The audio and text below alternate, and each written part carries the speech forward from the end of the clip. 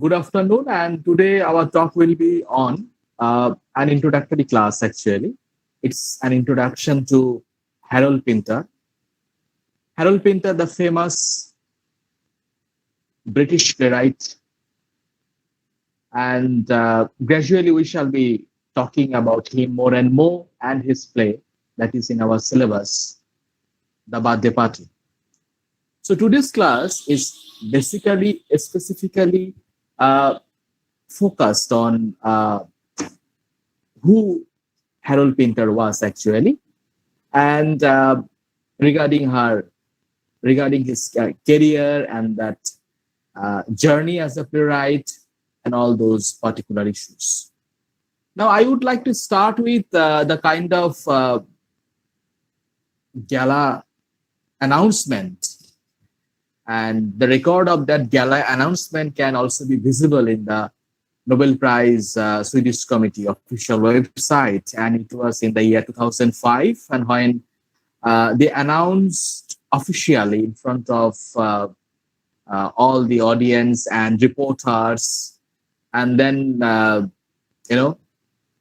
one of the spokespersons of that Swedish committee, he came out from the room, and then it was a closed room, and then he opened the doors and then came forward and then announced in Swedish and also in English gradually that in 2005 English literature Nobel Prize was actually awarded to no other than Harold Pinter. And we all know that every year, every time when they announce Nobel Prize for literature, they mention specifically the particular reason for which they are actually selecting that author. In 2005, when they announced the name of Harold Pinter, they mentioned specifically that they found in Harold Pinter's play, and those are special, of course, but in them, I quote from that announcement page of a Nobel Prize committee, who in his plays uncovers the precipice under everyday prattle and forces entry into oppression's closed rooms, unquote. So this very statement that that Harold Pinter's plays talk primarily about quote unquote everyday prattle and forces into entry into oppression's closed rooms. So this two phrases are actually very significant. It's talked about the gist, the kind of everyday communication, everyday attempts to communicate with the fellow members, to those who are known to each other and to those to whom who are not at all known to each other. So this process of communication is something that is very important in the place of Harold Pinter primarily, and the forces entry into operations closed rooms. So what is there that is happening in the closed room? That mystery, that trauma, and that kind of a threat that is very much seen in the plays of Harold Pinter. So, with these primary notes, we can start our discussion today, because Harold Pinter's career was, long-term career as a writer, as a director, as a thinker. It was a long contribution to British theatre of 50 years, actually.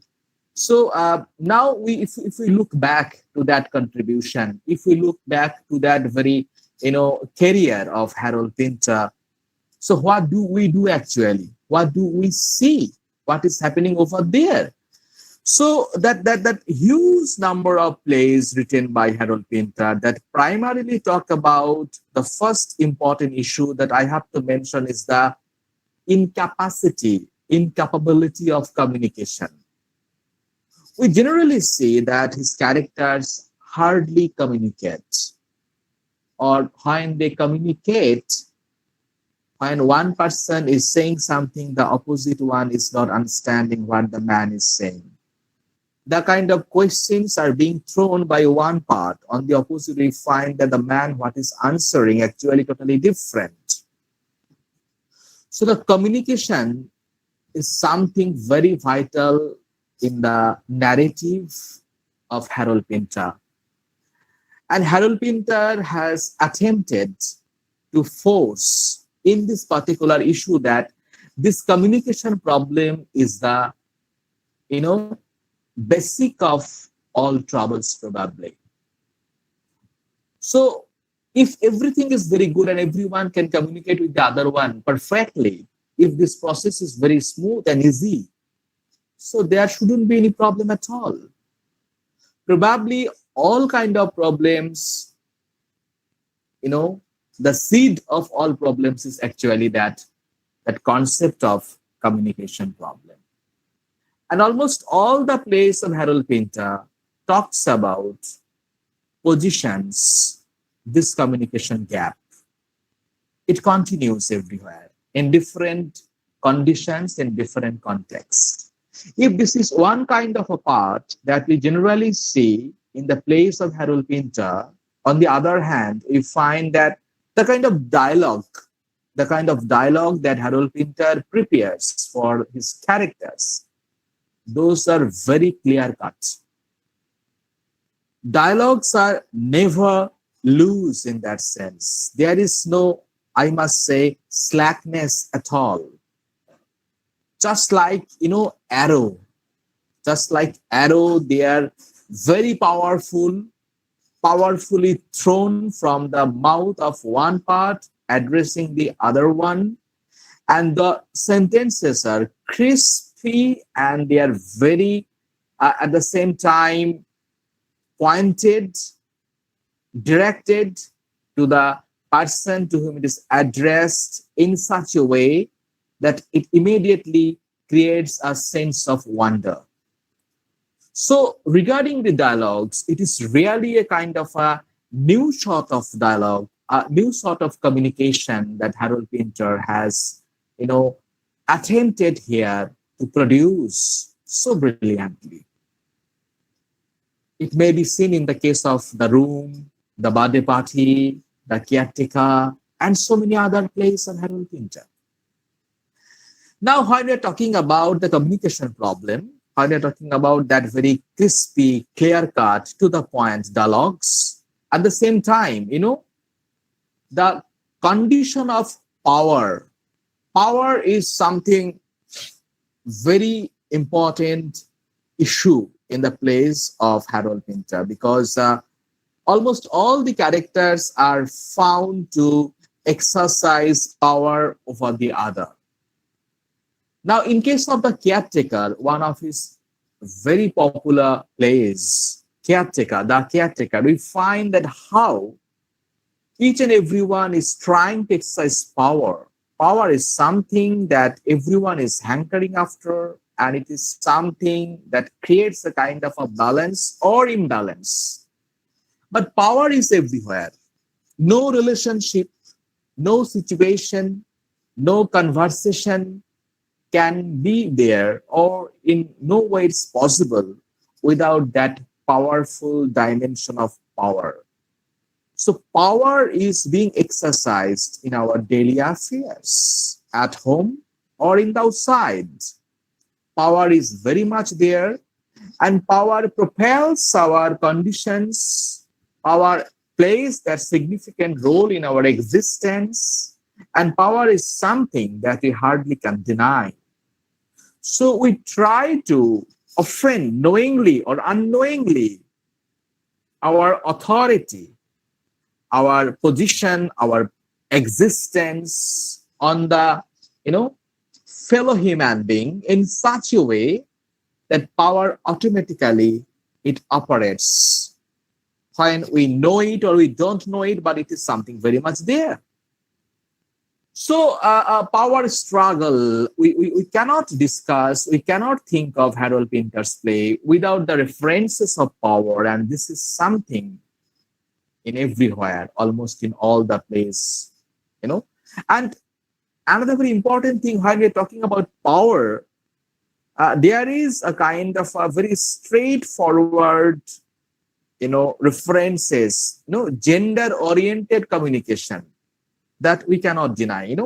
Class, gender divisions are well marked in the place of Harold Pinter. Class and gender divisions. So class, category, gender, and their power of communication. So all are, so perfectly entangled. So brilliantly they are, coalescing each other, overlapping each other. So it is not very easy to separate one identity from the another. Rather, all of them are actually working well, and they're working brilliantly. Now, if these are the very preliminary, references that we have to mention while talking about the plays of Harold Pinter, at the same time, we generally see another very inevitable part while discussing the place of Harold Pinter, and this inevitable part is quote unquote violence. So violence is there, probably. Violence is something that is a necessary ingredient of our existence. Is it something that Harold Pinter wanted to say, that we cannot progress, we cannot move forward, we cannot communicate, we cannot, establish ourselves in our daily, relationship until or unless there is a violence? Violence is something that is undeniable. Violence is something that we must have to face. Now, who are those who will withstand? Who are those who will stay even after the violence takes place? This is something like survival of the fittest. And so many characters are seen who have some ambiguous disappearance, probably because of the violence, because of the power struggle. They couldn't, stay there. They couldn't face such kind of a problematic situation. So these are those particular issues for which those characters gradually are off the screen. They're no longer available over there. So think of the issue of violence, and this issue of violence is something that is inevitable. And along with this, when we are talking about the violence, the inevitability of violence, and we have to mention the major, another significant, posture that is very much in the place of Harold Pinter. This one is unpredictability. Unpredictability, the place of Harold Pinter, that we cannot think of what is happening or when will it happen. Anything can happen at any moment, and it is so abrupt, it is so sudden, it is so unexpected. So we are never ready. Harold Pinter often places his characters in such a way that they are not at all prepared. They never know what might happen to them. They never know what kind of situations are there and that might happen at any moment. So these unpredictable conditions and this kind of violence comes all on a sudden. When the environment is very good, everyone is enjoying the condition, everyone is enjoying the moment very well. At that very moment, suddenly violence comes. And it comes unpredictable way. And the overall environment, the overall atmosphere is something that is, I have to say, frightening in nature. So, there is an internal suspense, just like a thriller. Not all the plays, but in most of the plays, in some of the plays of Harold Pinter, there is an internal suspense that the readers, that the audience often experience. Because violence, because threat, because unpredictability, and the frightening environment that the plays create in front of the audience, it is a very threatening. Okay, it's threatening not only on the part of the characters who are performing the role on the stage, but it is also threatening to those, the audience, who are looking at the characters, looking at the play that is taking place on the stage. For them too, it is a kind of a threat that they are not at all prepared what is happening over there. And another thing that makes this threatening, frightening position of the characters in the play, and it heightens the condition more and more, only because uh, in the place of Harold Pinter we find a kind of a dark humor. Okay, funny situations are very much there. Situations are often very funny, almost like Nawazuddin Siddiqui, the kind of films which are being made nowadays. I'm sure that many of you have seen the films of Nawazuddin Siddiqui, the kind of role played by him. So it is often full of dark humor. Humor must be there. Some funny situations are very much there. But at the same time, the situation is so dark, so grim, so terrific, terrible, and so full of violence that the moment of humor, moment of joy, and the jolly environment becomes unbearable. The dark humor actually creates the whole environment unbearable. So probably these are some of the issues that Harold Pinter was a master of creating such kind of situation in his plays. He talks, he walks, he thinks about human psychology, about human nature, about human, uh, basic uh, tendency, which are very common in every human being. So in the plays of Harold Pinter, we find all those basic ingredients. And one point that I have to mention before I move to some other this topic, other discussion areas of discussion here today, and this one is the political dimension.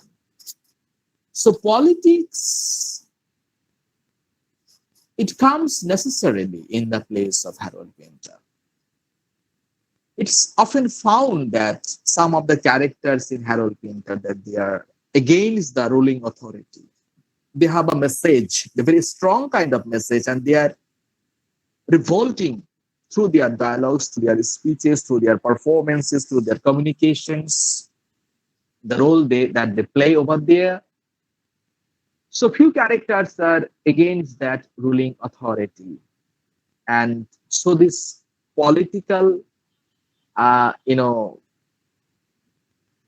journey, the political effect that you find in the place of Harold Pinter, it makes the whole condition very meaningful, relevant, and it becomes a center of discussion because it has a long-term effect. How do the characters behave? What do they actually want to communicate? What message they have for the society in general? Because somehow they think that the ruling authority is not perfect. Huh?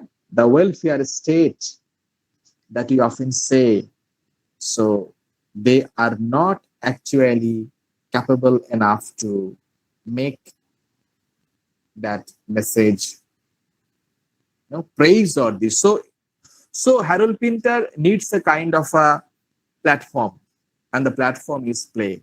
Through the characters, he criticizes the society, the authority, ruling authority. He exchanges his views so perfectly. He exchanges his ideas so brilliantly that uh, it becomes a social message. Now, come to some other point, with all those tidbits of the ingredients that you generally find. Harold Pinter was born in Hackney. Okay, it's a place in East London, and the year is 1930. So no one knew that this boy will be the center of attraction. One will be the greatest ever playwrights in England in his time. So he was, brought up in Hackney and then also went to Hackney Downs School. We know it well that Harold Pinter, it is quite uncommon that Harold Pinter had a knack for cricket and, um, you know, first class cricketer. So this journey of cricket and the play on the other may appear bizarre, but actually he could manage both of them. Now, early in his career, Harold Pinter is found to write not only plays but also poems. A keen writer, keen artist, and probably it was his mission, it was his thought that he would like to be a writer, a playwright in future. So this tendency he grew up when he was a little child.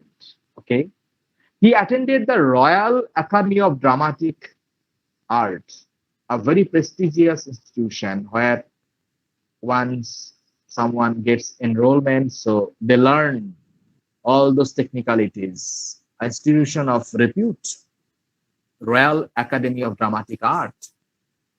The kind of course of, you know, writing, performing, all sort of, it's a complete, uh, you know, uh, knowledge that he could have over there. But it is unfortunate to say that he couldn't complete the course in that prestigious institution called the Royal Academy of Dramatic Art.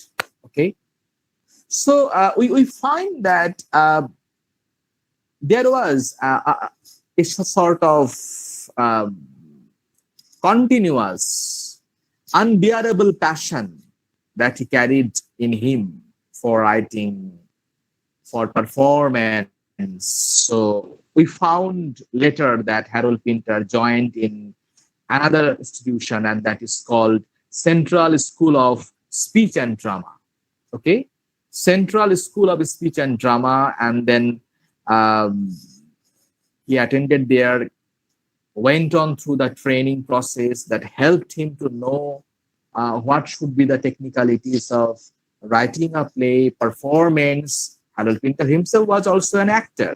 Okay, he was also an actor. So all through every possible way, um, he gradually started for writing plays. And the first play that was written by him, it was The Room. The Room came in the year 1957. And the second play that was also very popular, and that is in our syllabus, this one is The Birthday Party. Okay. And Birthday Party had some very disastrous beginning. And we find one critic to whom Harold Pinter himself was indebted to very much. That critic was Harold Hobson. Okay, it was Harold Hobson to whom Harold Pinter himself was indebted to. Why? That I shall be explaining very soon, not right now. So The Room came in 1957, then in 1958 came The Birthday Party. So gradually it was a process that we find that uh, plays were coming up one after another. If this is one kind of a thing that was coming up with some initial struggles that Harold Pinter had to face because of the new language, the new version that he offered through his plays for which audience was not yet prepared at all. So the early performances was not at all satisfactory, and there was a kind of a rather wrong message in the society in general, because the miscommunication, the kind of violence, the kind of power, all everything, it created a sort of problem to communicate between the message of the playwright and the capacity of the audience. So there was a huge communication gap. Okay. So quite early, the plays of Harold Pinter had a different kind of uh, attachment, different sort of nomenclature. Okay, the new kind of tag, the new sort of tag that is found in that early plays of Harold Pinter, and that was popularly known as comedy of menace. Because the explanation is very clear, because I have already mentioned, because the internal dialogue, miscommunication, violence, threat, which are an integral parts of the plays of Harold Pinter. So the kind of menace, the menacing effect that we find, that is very much there in the plays of Harold Pinter, for which his plays are often considered as comedy of menace. Okay, so this is how the early acceptance was a kind of a you know uh, struggle, and Harold Pinter had to go on that very difficult phase of his early attempts and experiments. There was also a different kind of tag for the plays. Some early plays like No Man's Land came in 1975. Also came Betrayal, that came in 1978. Such kind of plays had a different sort of nomenclature. And that nomenclature that we know today is called memory plays. Okay? So memory plays and character, environment, the way the whole story is being played over there. So for that very reasons, speciality and specificity in this place, so for which they were categorized as memory plays. So I would like to mention only two plays, and the process of germination, that is very interesting, because that will help us to be encouraged also while knowing about that early initiatives taken by Harold Pinter. One is The Room, the very first play, and another one is the second one, The Birthday Party. Okay. Now, regarding The Room, it was very accidental beginning in 1957, because uh, Harold Pinter had a friend who also a director, and he was Henry Wolf. And it was a kind of a event that was taking place then, student production for the university known University of Bristol. So students are actually producing some new kind of plays, and the director was Henry Wolf, the friend of Harold Pinter. So it was on the part of Henry Wolf or the friend Harold Pinter. They had a communication. Then Harold Pinter said that, Pinter is having an idea of writing a play. So, and it was something that happening almost at the very same time that University of Bristol is organizing the student presentation of the plays. And it was the time when Harold Pinter had some new ideas about the play. So it was on the part of Henry Wolf. He immediately proposed, gave the proposal that, okay, why not to start writing a play that he can direct for the University of Bristol. So once Harold Pinter received a proposal like this from Henry Wolf, he started writing the play, and it is a very popular story regarding the first play of Harold Pinter, that within 3 days, Harold Pinter completed writing the script of uh, The Room. and it was a success. And the reviewers' comment was very praiseworthy that it's a very successful beginning, very praiseworthy beginning on the part of Harold Pinter as a writer, and that was directed over there by his friend Henry Wolf. And the second play in 1958 that came, the Birthday Party. Okay, now Birthday Party was a long planned play, of course it was, but when it was performed on the stage, people didn't like it because the novelty that was found in the play, people probably were not ready to accept immediately. Since they were not ready to accept immediately, so it had a very disastrous result, and it immediately was a kind of a failure, and some negative remarks were available everywhere, and it seemed that the career of this young, energetic, experimental director must be an end after the production of a play like this, The Birthday Party, because it was so problematic. Then came forward an influential critic, and he was Harold Hobson, the name I just mentioned a few minutes back.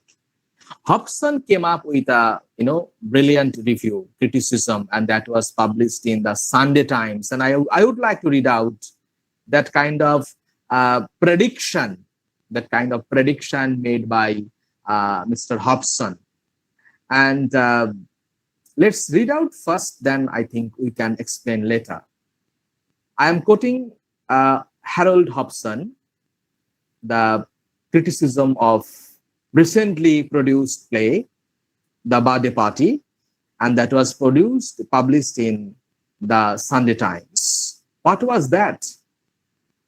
I am well aware that Mr. Pinter's play received extremely bad notices last Tuesday morning. At the moment I write these words, it is uncertain even whether the play will still be in the bill by the time they appear. Though it is probable it will soon be seen elsewhere. Deliberately, I am willing to risk whatever reputation I have as a judge of plays by saying that The Birthday Party is not a fourth, not even a second, but a first, as in class honors. And that Pinter, on the evidence of his work, possesses the most original, disturbing, and arresting talent in theatrical London. Mr. Pinter and The Birthday Party, despite their experiences last week, will be heard of again. Make a note of their names, unquote. So this very commentary, this very opinion, it was so promising, it was so robust, it was so optimistic that Harold Pinter was personally indebted to Mr. Hobson, and then later said that probably from the ruin of career, Mr. Hobson could save him at that very moment. But it was neither fourth nor second, only a first-class play, and that very special comment, that is the very true kind of commentary that you find in the play of Harold Pinter, that it is original, disturbing, and arresting. So in Harold Pinter, we find that original talent all the time. In Harold Pinter, we find that disturbing talent all the time. And in him, we find the arresting talent. So, and that's why even today, Harold Pinter is so relevant. Harold Pinter is so a kind of a character, a playwright, a thinker, who is basically, a groundbreaking thinker. And the plays are such which simply created a storm in London theatre, a new life in London theatre. It changed the way of thinking, because before Pinter, no one could ever think of in that particular way. So that was I had to say in this introductory class on Harold Pinter. Thank you so much for the patient listening.